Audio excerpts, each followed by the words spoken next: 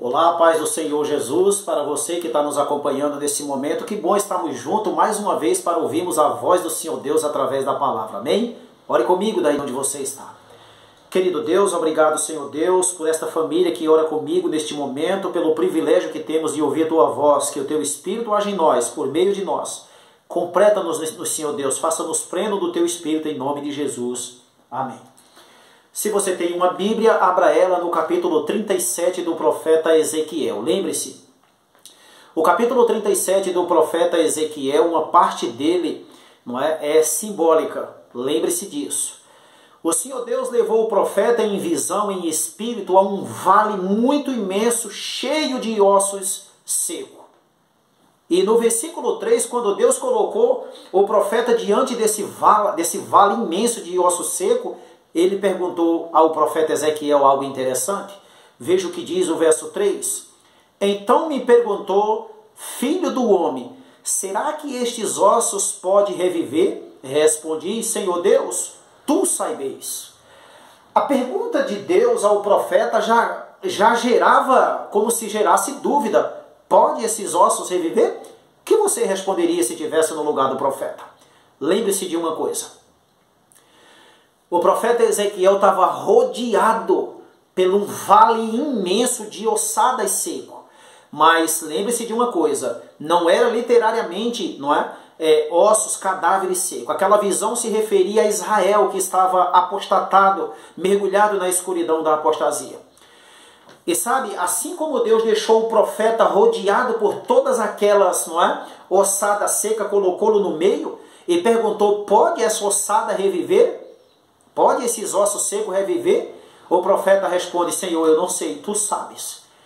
Não é diferente com eu e você hoje. Deixa eu te explicar algo antes de entrar nessa parte. Querido, o profeta, obviamente, ele responde, Senhor, eu não conheço os teus planos para estes ossos. Eu não sei os teus pensamentos para estes ossos. Mas se tu quiser, eles poderão reviver. Tu sabe. Sabe, amados, obviamente Deus não está aqui a falar para literariamente ossos secos, e sim para pessoas secas.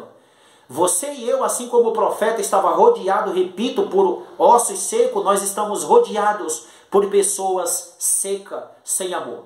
A Bíblia diz em Mateus 24 que, por se multiplicar a iniquidade nos últimos dias, o amor de quase todos ia esfriar, ou seja, secar, acabar. Talvez nessa manhã Deus esteja falando para alguém que a esperança secou, não tem mais credibilidade, a fé se esgotou e secou. Talvez Deus esteja falando para uma esposa que tem vontade de ter um fruto no seu relacionamento, um filho, mas seu ventre é seco, não produz porque é estéril. Ou quem sabe o esposo é desse jeito, e isso tem te causado dor, não é verdade? Mas lembre-se de uma coisa, o profeta responde, Senhor, tu sabe. Deus sabe por que essa sequidão. Deus sabe também como resolver essa sequidão. Deus sabe como curar essa doença. Talvez o seu problema seja uma sequidão na sua saúde, como no meu caso, não é? Mas lembre-se de uma coisa, Deus sabe e Deus resolve se Ele quiser. Há coisas na nossa vida que é impossível para os nossos olhos, mas para Deus é possível, tudo é possível para Deus. Lembre-se disso. Talvez Deus esteja falando para uma esposa, para um esposo, que a caminhada a dois no seu relacionamento está muito difícil, o amor secou entre ambas as partes. Mas lembre-se de uma coisa, Deus pode fazer alguma coisa. Deus sabe o que fazer nesse relacionamento seco, nessa convivência seca, nessa família seca. Deus sabe o que fazer. Talvez nessa manhã Deus esteja falando para uma mãe que a sua esperança secou, não é? Para o pai também, nos filhos mergulhados nas drogas, no mundo das drogas, do crime.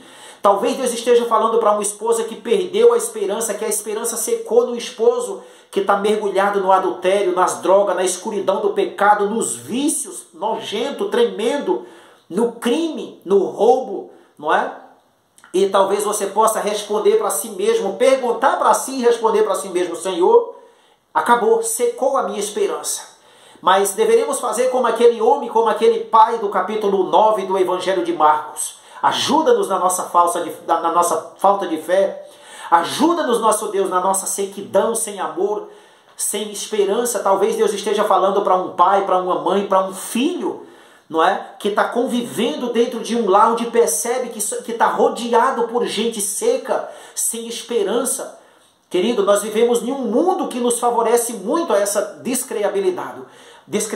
Você vive num mundo cheio de incerteza, um mundo onde só há crime, gente seca, matando, destruindo, não é? Traindo uns aos outros. É assim o mundo que nós vivemos. Um mundo onde o amor seca, se esgota. E Deus olha para aqueles que ainda têm um restinho de esperança e Ele pergunta: pode esse seco ainda reviver?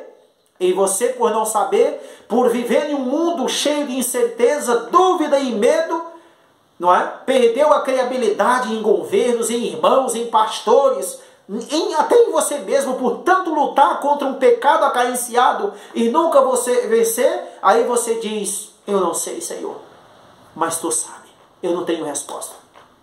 Eu não conheço os Teus planos para o que está acontecendo nesse mundo, mas sei de uma coisa: Tu tem vida para quem está seco.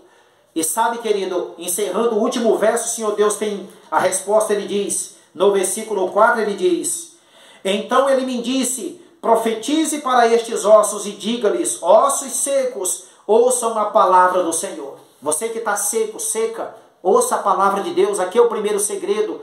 E no verso 5 diz: assim diz o Senhor Deus a estes ossos: eis que farei entrar em vocês o Espírito, e vocês viverão. É tudo que precisamos, é do Espírito. E Deus tem poder para fazer novamente a fé, a esperança, o amor entrar em nós e nós viver. Medite nesta palavra no dia de hoje. Compartilhe ela nos seus grupos de amizade. Não sei o que secou em você, mas Deus é capaz de te fazer encher daquilo que está seco em sua vida. Que Deus te abençoe. Um abraço e até a próxima gravação.